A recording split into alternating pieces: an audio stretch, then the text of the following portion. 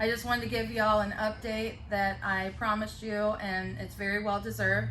Thank you so much for the GoFundMe and all the support. I honestly didn't think that one person would support me and like thousands of people have, so I can't tell y'all how much it means to me.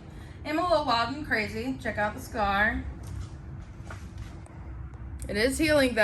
I wasn't able to move this thumb and now I can, so that's good. I'm supposed to be wearing a brace, don't tell my doctor.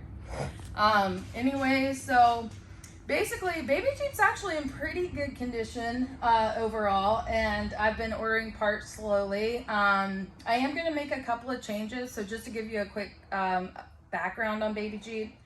I bought it before I lost my arm. I lost my arm in 2016. And it was stick shift, and I thought I'd never be able to drive again. And I had just gone off, like, really off-roading. We do mud and everything over here, but really, like, rock crawling for the first time, and lost it the week after due to compartment syndrome. So basically 2 months later, I got in my Jeep and went rock crawling again, and you know, I haven't looked back since. We travel all over the country. We have a family of Jeeps. My husband has a orange LJ, and my daughter has a electric lime green LJ. But Baby Jeep has kind of been the focus of my wheeling. And it started out small, Baby Jeep. I wheeled on 31s and a 1-inch puck lift for a year and a half. I slowly lifted it like 3.5 inches, did 33s for a while.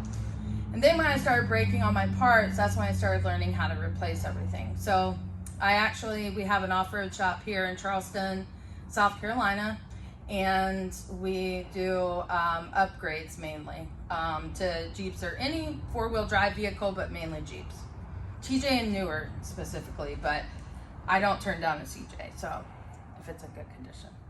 All right, so basically, and I just started welding, and I love it. I'm not that great at it. Matt pointed out the grinds in my welds. So I was like, that's none of your business, but they held up through 2.5 rolls, so that's great. And this cage, the Poison Spider cage, is a beast. Like, that really did save my life. So that was like really what I wanted to do was show people how important harnesses and a cage is. And you know, I never wheel with my hard top. It was just like a day. We had spent the previous week in Moab, and we were just going to Trail Hero to participate in Disability Day. And then I saw Matt and Cole, and then I was like, well, what trail are y'all doing? And I didn't do any research on it, and you know, it's just crazy. But they put the video together like so tastefully, and like actually showed me making some climbs, so it wasn't just me like tumbling over. But I can't tell you how much I appreciate Bleepin' Jeep, Matt's Off-Road Recovery, BSF Recovery. Like, they even came to the hospital and visited me. All the hospital staff was awesome. I ended up having 3 surgeries in the hospital, and then flew home with a wound vac, and that's pretty much like it sounds. It's a vacuum that they put on the wound, because they had to cut a lot of muscle out, because my tendon just like, whatever impaled me, I think it was part of my hardtop, but whatever impaled me, it just went straight through and just cut that tendon off. So a lot of that muscle died too. So that's why they had to take all of that off. But I got back here, and there was a really good hand surgeon that's been working with me. And, you know, I'm getting most of my strength back. I'd say I'm like 65 to 70% back. But hopefully in the next few months, it's just a healing process. But anyways, let's look over the damage that I did to Baby Jeep. So Baby Jeep right now is stretched between like 7 and 8 inches in the rear. It's got a rock crawler kit, but it's fabricated to fit my Jeep.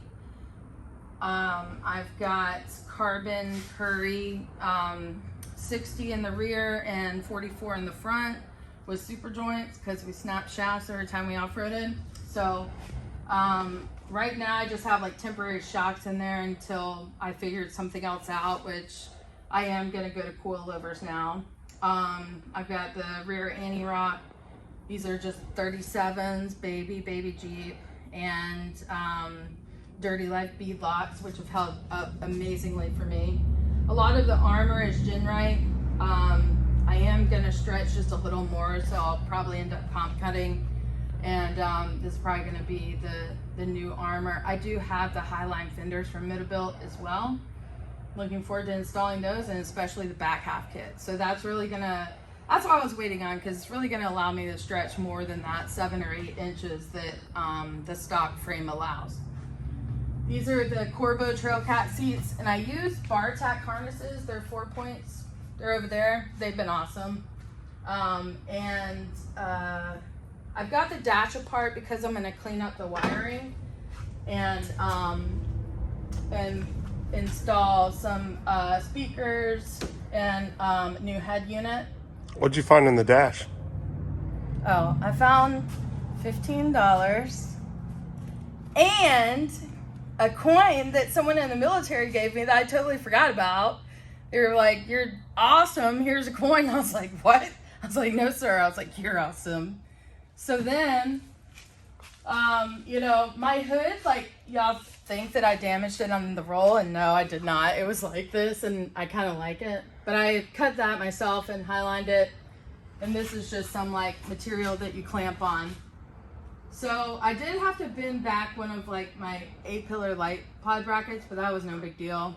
Got the new windshield frame up there, and we're gonna soda blast that this week, and I'm gonna rattle can some silver on there, and pretty much just going to, oh, and the grill took a little bit of damage, but it really wasn't that bad, but it was enough to crack my or to bend my fan. So that in turn chopped through my radiator. So this is the fan. It's like one little dog ear, and then that's what it did to the radiator there. So basically, you know, I'm gonna stretch the front a little bit too. So I'm going to get a shorter radiator anyways. So that's cool. The 8-pillars over here, Yeah. all bent up. Oh yeah. That wrapped That's around in, like, the roll cage. Yeah, the big, like, brunt of the accident. So this is my shock, and I had, like, everything set up too, like limit straps, bump stops, everything, and all those threads are gone on that bad boy. But that was like the only thing that, like, really ripped out, you know.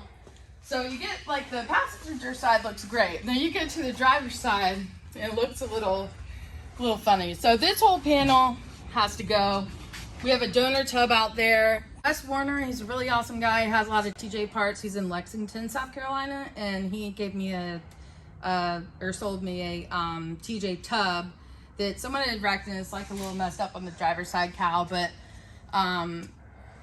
he basically, so I could cut, like, whatever panels I want off. So that was really cool of him.